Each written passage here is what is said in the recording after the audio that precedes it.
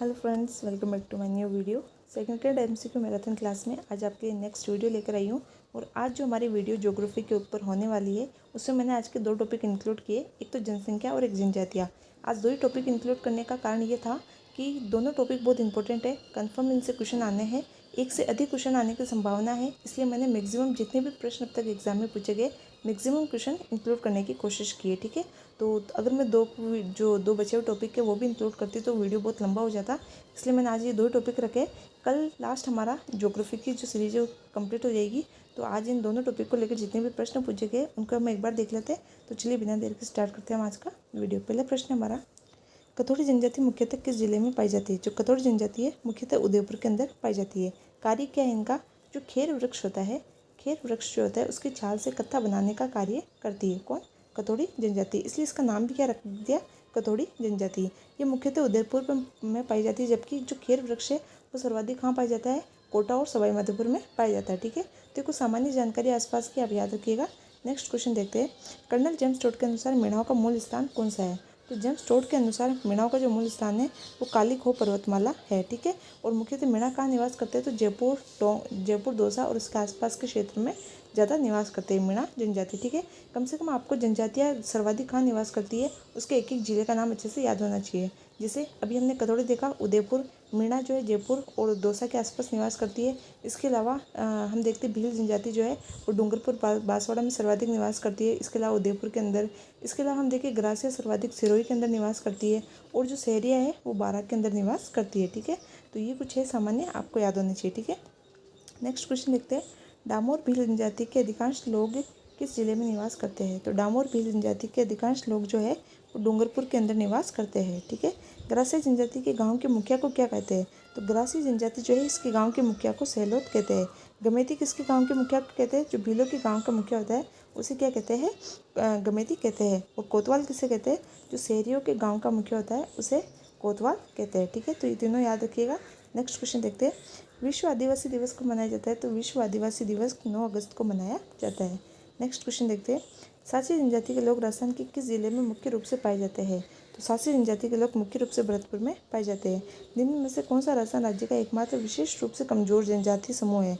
तो विशेष रूप से कमजोर जनजाति समूह कौन सा है? सेरिया। देखिए नंबर 1 पर जो जनसंख्या के अंदर सर्वाधिक पाए जाते हैं उसमें मीणा है। सेकेंड नंबर पर जो आता है वो भील है, और थर्ड नंबर पर जो आता है उसमें ग्रासिया है। ठीक है, फिर फोर्थ नंबर पर जो आता है उसमें सेरिया है। और जो आपसे पूछ ले कि सबसे प्राचीन जनजाति समूह कौन सा है, तो वो प्राचीन में आ जाएगा भील। ठीक है, सर्वाधिक में मीणा आएगा। ठीक है, नेक्स्ट क्वेश्चन देखते हैं।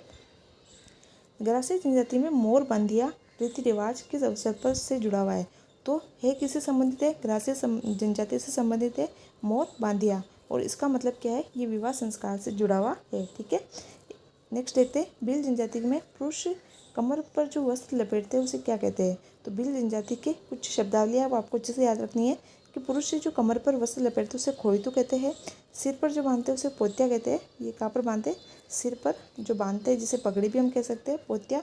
कछाबू जो है ये भीलों की जो महिलाएं है, जो विवाहित महिलाएं होती है उनका घाघरा होता है, घाघरा। ठीक है, और इसके अलावा एक आता है कटकी। कटकी आता है वो जो अविवाहित महिलाएं हैं उनके द्वारा जो पहना जाता है वो कटकी है, जबकि विवाहित महिलाओं के द्वारा पहना जाता है उसे कछाबू कहते हैं। ठीक है, देपाड़ा क्या है? जो भीलों की जो तंग धोती होती है, तंग धोती जो होती है उसे कहते हैं खोइतू। ठीक है, तो ये कुछ शब्दावलियाँ है, क्योंकि अगर जनजातीय टॉपिक दिया हुआ है तो डेफिनेटली क्वेश्चन पहले प्रायोरिटी है कि वो आपसे ये जो शब्दावलियाँ है इनसे क्वेश्चन पूछे। ठीक है, नेक्स्ट क्वेश्चन है। चौथ माता किस जनजाति की आराध्य देवी है? तो चौथ माता जो है ये कंजर जाति की आराध्य देवी है। कहाँ पर है ये चौथ माता का जो मंदिर है? ये है सवाई माधोपुर के अंदर। सवाई माधोपुर के अंदर जो बरवाड़ा है, बरवाड़ा, चौथ का बरवाड़ा। ठीक है, कहाँ पर है? सवाई माधोपुर के अंदर। नेक्स्ट क्वेश्चन देखते हैं। भीलों में छेड़ा फाड़ना क्या है? तो भीलों के अंदर छेड़ा फाड़ने का मतलब है विवाह विच्छेद, या जिसे हम तलाक भी कहते हैं। ठीक है, राजस्थान में आदिवासी महिलाओं में कटकी परिधान कौन पहनता है? तो मैंने भी बताया कि जो कटकी परिधान है वो अविवाहित महिलाएं पहनती है। नेक्स्ट क्वेश्चन देखते हैं। भीलों के वस्त्रों में फेटा क्या है? तो फेटा क्या होता है? एक प्रकार का वस्त्र होता है जो सिर पर बांधा जाता है, जो पगड़ी के समान होता है। एक पोत्या देखा था, वो भी पगड़ी के समान होता है। ठीक है, निम्न में से कौन सा समुदाय अपने मंदिरों के लिए बडेर शब्द का प्रयोग करता है? तो बडेर शब्द का प्रयोग जो है सिरवी जनजाति के लोग करते हैं। ठीक है, मंदिरों के लिए। किसकी अध्यक्षता में मीणा जाति का एक विशाल सम्मेलन हुआ था? कब? 1944 में। कहाँ हुआ था? नीम का थाना सीकर के अंदर। और किसके अध्यक्षता में होता? मगन जी महाराज के। क्वेश्चन देखिए, एक क्वेश्चन है लेकिन इससे अलग अलग क्वेश्चन पूछा जा सकता है कि जो मगन जी महाराज है इन्होंने कहाँ पर आयोजित किया था? तो नीम का थाना में। कब किया था? डेट पूछी जा सकती है 1944 के अंदर। और किस जाति का किया था? तो मीणा जनजाति से संबंधित था। ठीक है। सेरिया जनजाति राजस्थान के किस जिले में निवास करती है? तो मैंने बताया सेरिया जनजाति सर्वाधिक 12 में निवास करती है। इसकी 2 तहसीलें जो आपसे पूछ सकते हैं, एक तो है शाहबाद बारा, ठीक है, और एक आपसे पूछी जा सकती है कौन सी? किशनगंज, ठीक है, किशनगढ़ नहीं है, किशनगंज है। ठीक है, तो दोनों तहसीलें याद रखिएगा।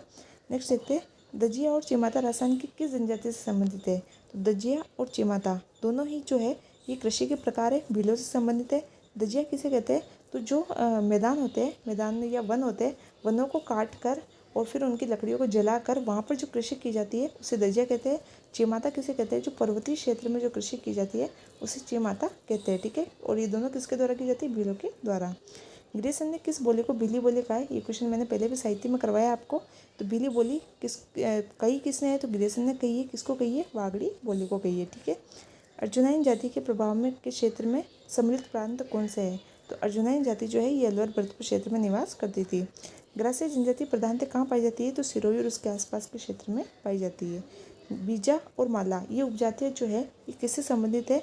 तो बीला और माला जो उपजातियाँ है ये सासी जो है इससे संबंधित है। ठीक है। सामाजिक सहकारी संस्था हेलरू राजस्थान की किस जनजाति से संबंधित है? तो एक सामाजिक संस्था है हेलरू और ये किससे संबंधित है? ग्रासियों से संबंधित है।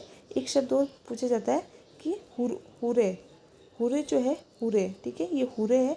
ये हुरे जो क्या होता है? जो इनके पूर्वज होते हैं, ग्रासियों के जो पूर्वज होते हैं उनके जो स्मृति स्मारक होते हैं, जो स्मारक होते हैं स्मृति स्मारक, उनको क्या कहते हैं? हुरे कहते हैं। ठीक है, ये भी थोड़ा सा ध्यान रखिएगा।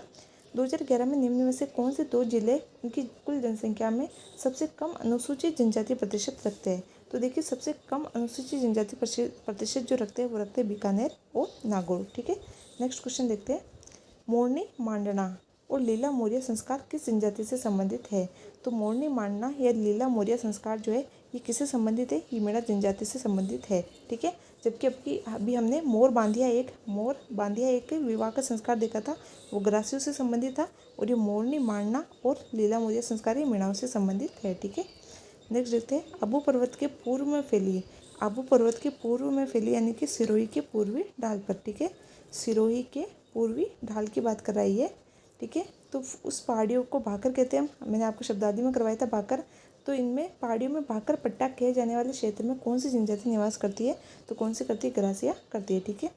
गोपना, कोरवा, टोपा जैसे पहाड़ी पर जो छोटे झोपड़ी नुमा घर बनाए जाते हैं ये किस जनजाति से संबंधित है? तो ये किससे संबंधित है? सेरियों से संबंधित है। जबकि जो भीलों के जो घर होते हैं इनको क्या कहते हैं? कू या टापरा कहते हैं। क्या कहते हैं? कू या टापरा। ठीक है।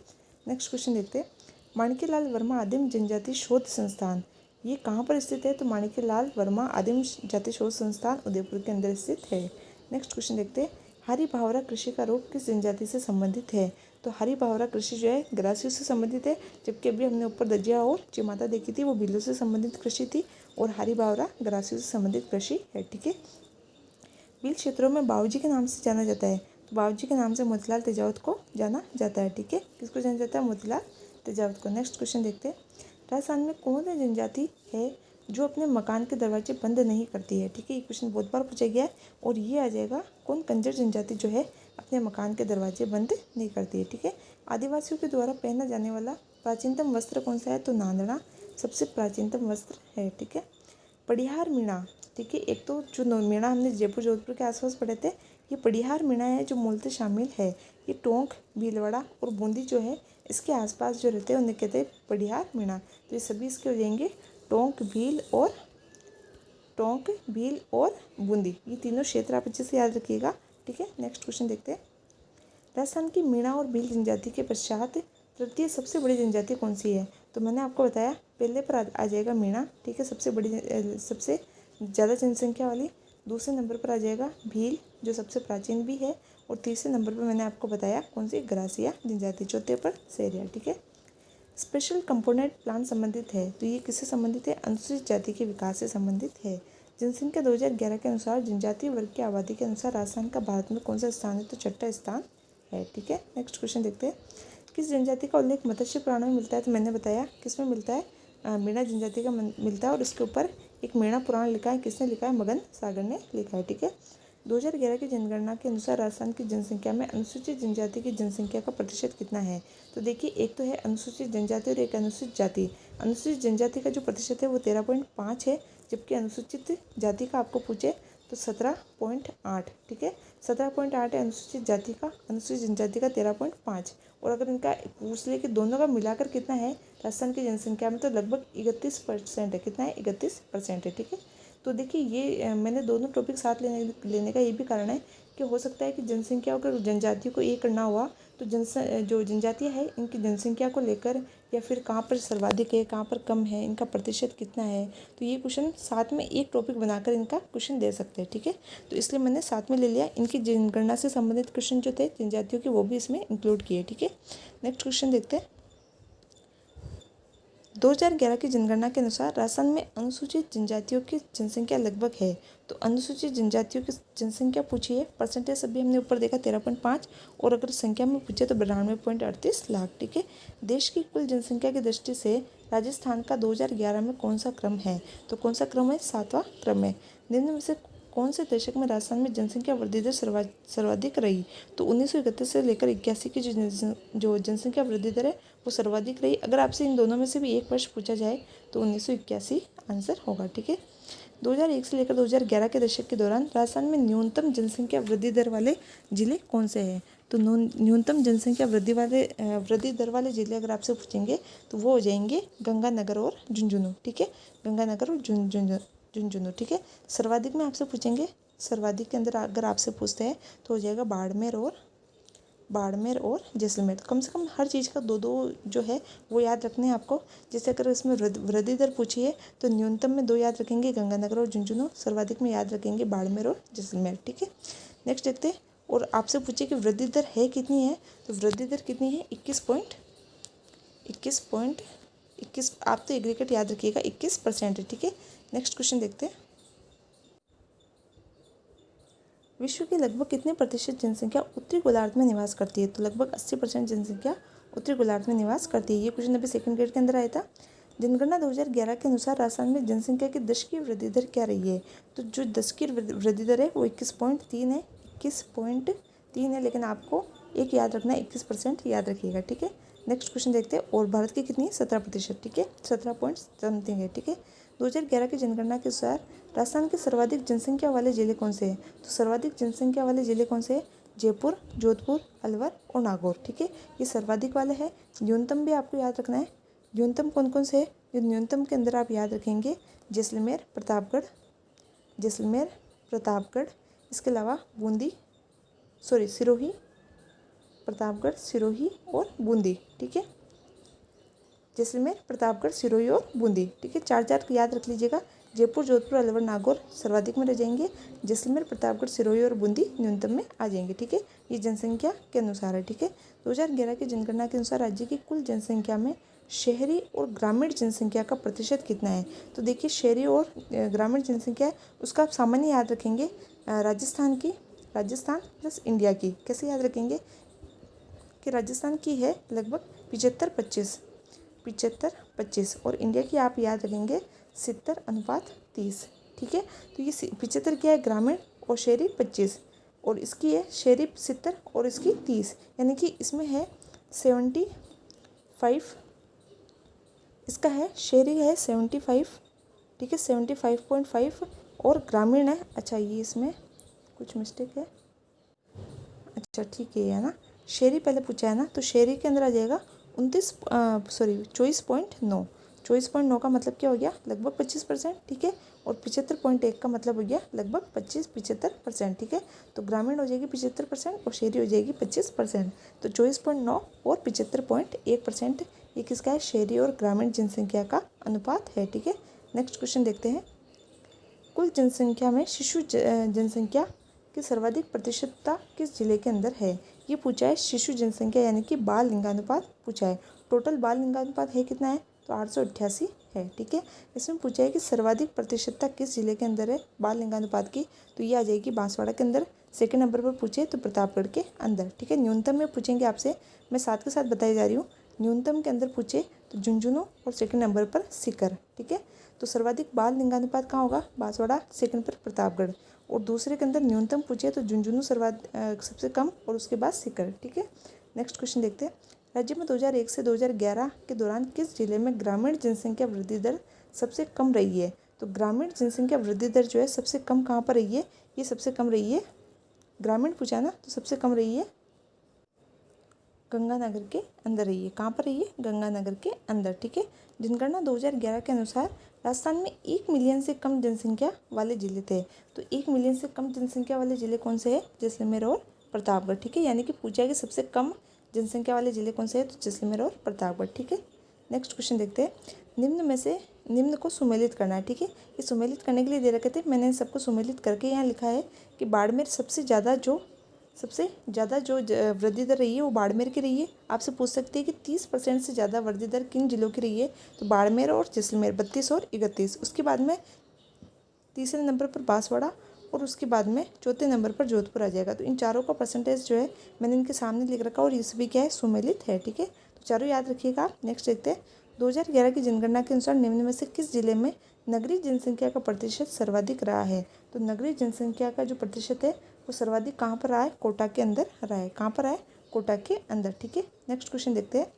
2001 से 2011 के दशक में सर्वाधिक जनसंख्या वृद्धि दर वाला जिला कौन सा है, तो सर्वाधिक जनसंख्या वृद्धि दर वाला जिला कौन सा है, बाड़मेर है। और दूसरे नंबर पर पूछेंगे तो जैसलमेर है। और अगर आपसे पूछे न्यूनतम कहाँ रहा है, तो न्यूनतम रहा है गंगानगर के अंदर।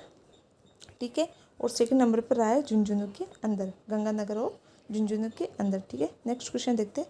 2011 की जनगणना के अनुसार गंगानगर जिले की जनसंख्या वृद्धि दर है कितनी है, 10% है। और सर्वाधिक जो बाड़मेर की है वो कितनी है, 32%। ठीक है, निम्न वर्षों में से किस वर्ष के अकाल में राजस्थान में सर्वाधिक जनसंख्या प्रभावित हुई, तो 2009 से लेकर 2010 के बीच में जो अकाल पड़ा था उसमें सर्वाधिक प्रभावित हुई थी। ठीक है, नेक्स्ट क्वेश्चन देखते हैं। जनगणना 2011 के अनुसार भारत एवं राजस्थान में कार्य सहभागिता दर क्रमशः कितनी है, तो जो भारत में है वो है 39.8 और राजस्थान में है 36.4। लगभग याद रखिएगा कि हम 4% कम है किससे, भारत से। ठीक है, तो कार्य सहभागिता दर के अंदर हम 4% कम है, भारत की लगभग याद रखिएगा 40% है और हमारी 36%। ठीक है, नेक्स्ट क्वेश्चन देखते हैं। राजस्थान में 2001 से लेकर 2011 में ग्रामीण और नगरीय जनसंख्या का दशकीय परिवर्तन प्रतिशत कितना है, तो दशकीय परिवर्तन प्रतिशत जो है ये है 19 और 29। ठीक है, दोनों को याद रखिएगा। नेक्स्ट क्वेश्चन देखते हैं। जनगणना 2011 के अनुसार राजस्थान का सर्वाधिक नगरीकृत जिला कौन सा है, तो इसमें नगरीकृत जिला पूछा है वो है जयपुर। ठीक है, नेक्स्ट क्वेश्चन देखते हैं। 2001 से 2011 के दशक में सर्वाधिक जनसंख्या वृद्धि दर प्रतिशत वाले 3 जिले। ठीक है, वृद्धि दर वाले 3 जिलों का सही क्रम बताना आरोही। तो मैंने आपको 4 जिले याद करवाए, आप कम से कम 3 तो याद रखिएगा, बाड़मेर, जैसलमेर और जोधपुर। ठीक है, नेक्स्ट क्वेश्चन देखते हैं। 2011 की जनगणना के अनुसार राजस्थान के कितने जिलों में शहरी जनसंख्या 50% से अधिक है, तो 50% से अधिक कितनों की है, 2 की है। कौन कौन से है, तो कोटा है प्लस जयपुर है, इनकी 50% से अधिक जनसंख्या शहरी जनसंख्या है। ठीक है, 2011 की जनगणना के अनुसार राजस्थान के किन जिलों में क्रमशः न्यूनतम ग्रामीण और शहरी जनसंख्या है, तो न्यूनतम ग्रामीण और शहरी जनसंख्या पूछी है किसकी है, तो सबसे न्यूनतम ग्रामीण और शहरी जनसंख्या जो है वो है कोटा और डूंगरपुर। यानी कि न्यूनतम शहरी अगर आपसे पूछे, ग्रामीण पूछे तो कोटा की है। ठीक है, और जो न्यूनतम शहरी है वो डूंगरपुर की। देखिए ऐसे भी याद रख सकते हैं कि कोटा के अंदर शहरी ज़्यादा है तो वैसे भी न्यूनतम ग्रामीण कहाँ हो जाएगी, कोटा के अंदर हो जाएगी। और डूंगरपुर में ग्रामीण क्षेत्र ज़्यादा है तो शहरी न्यूनतम कहाँ हो जाएगा, डूंगरपुर के अंदर हो जाएगा। ठीक है, नेक्स्ट क्वेश्चन देखते हैं। जनगणना 2011 कौन सी जनगणना सर्वेक्षण थी, तो ये 15वीं थी।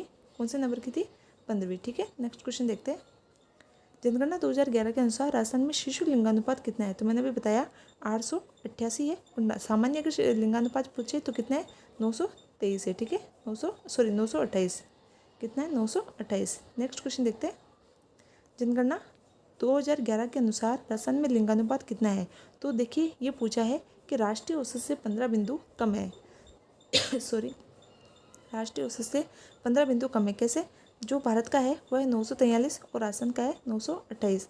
अगर इसको माइनस करेंगे तो कितने आएंगे, 15 आएंगे। ठीक है, तो ये राष्ट्रीय औसत यानी कि जो भारत का है उससे 15 बिंदु कम है। ठीक है, सर्वाधिक शहरी और ग्रामीण लिंगानुपात कहाँ का है, तो सर्वाधिक शहरी और ग्रामीण लिंगानुपात जो है, सर्वाधिक शहरी है टोंका, सर्वाधिक शहरी है टोंका और ग्रामीण है कहाँ का, पालिका। तो सर्वाधिक टोंका शहरी लिंगानुपात और सर्वाधिक पालिका है ग्रामीण लिंगानुपात। ठीक है, तो सर्वाधिक लिंगानुपात वाले जिले कौन से हैं, तो इनका आरोही क्रम बताना है सर्वाधिक लिंगानुपात वाले जिलों का। तो इनका आरोही क्रम हो जाएगा डूंगरपुर, राजसमंद, पाली, प्रतापगढ़ और बांसवाड़ा। ठीक है, इसका आप कैसे याद रखेंगे कि डॉक्टर डॉक्टर PPB। ठीक है, इसको ऐसे याद रखिएगा डॉक्टर, भाई जहाँ पर लिंगानुपात ज़्यादा हुआ यानी कि लड़कियाँ ज़्यादा है और लड़कियाँ ज़्यादा होगी तो क्या बनेगी, डॉक्टर बनेगी। क्या नाम है, PPB, यानी कि डूंगरपुर, फिर उसके बाद में राजसमंद, पाली, प्रतापगढ़ और बांसवाड़ा। ठीक है, नेक्स्ट क्वेश्चन देखते हैं। न्यूनतम लिंगानुपात वाले जिलों का क्रम बताइए। तो न्यूनतम लिंगानुपात वाले जिलों का क्रम क्या है, जोधपुर, जैसलमेर, करौली और भरतपुर। तो इसको कैसे याद रखेंगे कि जो जहाँ पर, ये इसमें थोड़ा सा टाइपिंग मिस्टेक हो गया है, यहाँ पर जोधपुर नहीं आएगा। ठीक है, यहाँ पर धौलपुर आएगा, मैं इसकी PDF में करेक्शन कर दूँगी, धौलपुर। ठीक है, तो इसकी ट्रिक हो जाएगी कि DJ कर भरत गंगा की शादी में, DJ कर भरत गंगा की शादी में, कि गंगा की शादी में क्या कर, भरत DJ कर। तो इसका हो जाएगा धौलपुर, जैसलमेर, करौली, भरतपुर और एक और याद रखिएगा गंगा नगर। ठीक है, तो ये ट्रिक याद रख लीजिएगा, लिंगानुपात का क्वेश्चन आपका गलत नहीं होगा। ठीक है, राजस्थान में 0 से 6 वर्ष आयु वर्ग में सबसे अधिक लिंगानुपात वाले जिले कौन से हैं, तो 0 से 6 आयु वर्ग का पूछा है, तो कौन से है सबसे ज़्यादा, बांसवाड़ा और प्रतापगढ़। और सबसे कम में मैंने आपको बताया कौन से है, झुंझुनू और सीकर। ठीक है, झुंझुनू और सीकर। ठीक है, नेक्स्ट क्वेश्चन देखते हैं। राजस्थान में 0 से 6 आयु वर्ष के न्यूनतम लिंगानुपात वाले जिले कौन से, तो मैंने बताया झुंझुनू और सीकर। 2011 की जनगणना के अनुसार राजस्थान में ग्रामीण और नगरीय लिंगानुपात क्या है, तो देखिए लिंगानुपात है कितना है राजस्थान के अंदर, 928। अब इसमें पूछा है ग्रामीण और नगरीय, तो ग्रामीण ज़्यादा होगा यानी कि 933 और नगरीय 914। ठीक है, इसका ये आंसर हो जाएगा। नेक्स्ट क्वेश्चन देखते हैं। जनगणना 2011 के अनुसार राजस्थान में ग्रामीण क्षेत्र में बाल लिंगानुपात कितना था, तो 2011 के अनुसार ग्रामीण क्षेत्र का बाल लिंगानुपात पूछा है तो कितना है, 874। ठीक है, 2011 की जनगणना के अनुसार राजस्थान की महिला साक्षरता प्रतिशत कितनी है, तो वैसे राजस्थान के अंदर साक्षरता प्रतिशत कितनी है, तो 66.1% साक्षरता दर है। इसमें से आप एग्रीगेट याद रखिएगा, 52% महिलाओं की है और 79% जो है पुरुषों की है। तो हमसे क्या पूछा है, महिलाओं का साक्षरता प्रतिशत पूछा है तो 52.1% है। ठीक है, नेक्स्ट देखते हैं। 2011 की जनगणना के अनुसार राजस्थान के किस जिले की साक्षरता दर सर्वाधिक है, तो किस जिले की साक्षरता दर सर्वाधिक है, कोटा की है।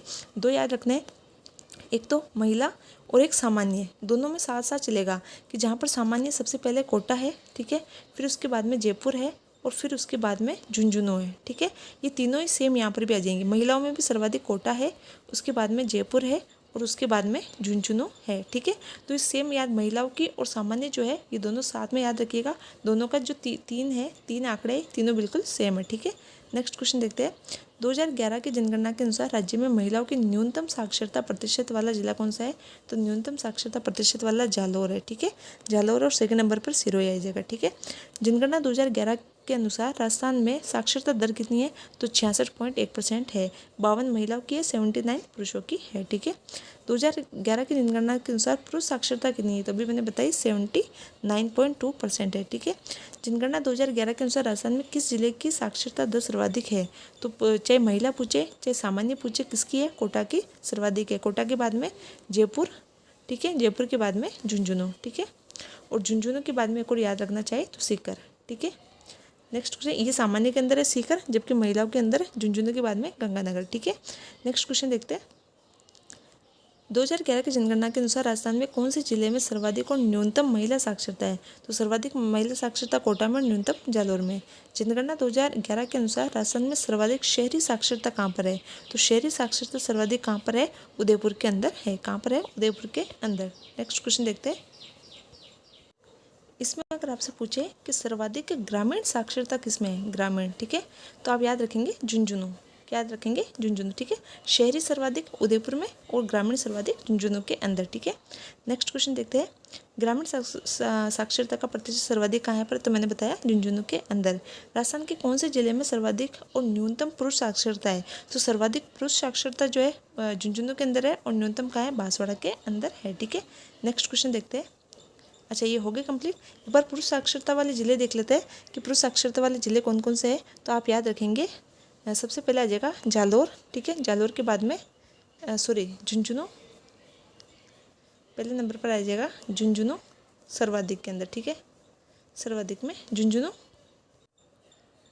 कोटा और जयपुर। वो जो हमने महिला वाले में देखा था कोटा, कोटा के बाद में जयपुर, जयपुर के बाद में झुंझुनू, तो झुंझुनू को नीचे से फर्स्ट नंबर पर कर देंगे, बाकी दो ऐसे कैसे रह जाएंगे, ठीक है। इसके अलावा हम एक बार देख लेते हैं, हमने सर्वाधिक साक्षरता वाले जिले देख लिए, ठीक है। सर्वाधिक साक्षरता वाले देख लिए कोटा, कोटा के बाद में जयपुर, जयपुर के बाद में झुंझुनू और झुंझुनू के बाद में सीकर, ठीक है। आप ये 3 जरूर याद रखिएगा।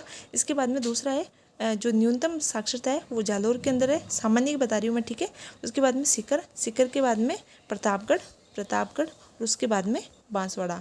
तो आप इसको कैसे याद रखेंगे? तो आप इसको ऐसे कहेंगे कि कौन जो पढ़ा लिखा होगा उसको हम जूस लाने के लिए भेजेंगे, ठीक है। तो उसको बोलेंगे कौन जयपुर से जूस, यहाँ पर आएगा सीकर, ठीक है। तो कौन जयपुर से जूस लेकर आएगा, जूस की जगह जुए वाला याद रखेंगे आप, जूस लेकर आएगा। जो पढ़ा लिखा होगा उसके जूस लेने भेजेंगे, और जो अनपढ़ होंगे उसको हम कहेंगे कि जा सिर पर बांस की लकड़ी रख के लेके आ, ठीक है। जा सिर पर का मतलब प्रतापगढ़ पर हो जाएगा, तो जा सिर पर बांस की लकड़ी रख के लेके आ, तो सिर से हो जाएगा सीकर, ये सीकर है, ठीक है, सिरोही नहीं है, तो सीकर, प्रतापगढ़ और बांसवाड़ा, ठीक है। तो ये न्यूनतम और सर्वाधिक साक्षरता वाले जिले हैं, ठीक है। तो मुझे उम्मीद है कि मैंने लगभग कोशिश की है कि आज सारी चीज़ें आपको बता दूँ। इससे जनसंख्या से संबंधित जितने भी आंकड़े थे वो मैंने सारे बताने की कोशिश की। हो सकता है कोई चीज़ छूट जाए, लेकिन मैंने कोशिश की है सारे बताने की। तो कैसा लगा वीडियो बताना। मिलते हैं फिर नेक्स्ट वीडियो में, तब तक के लिए थैंक यू।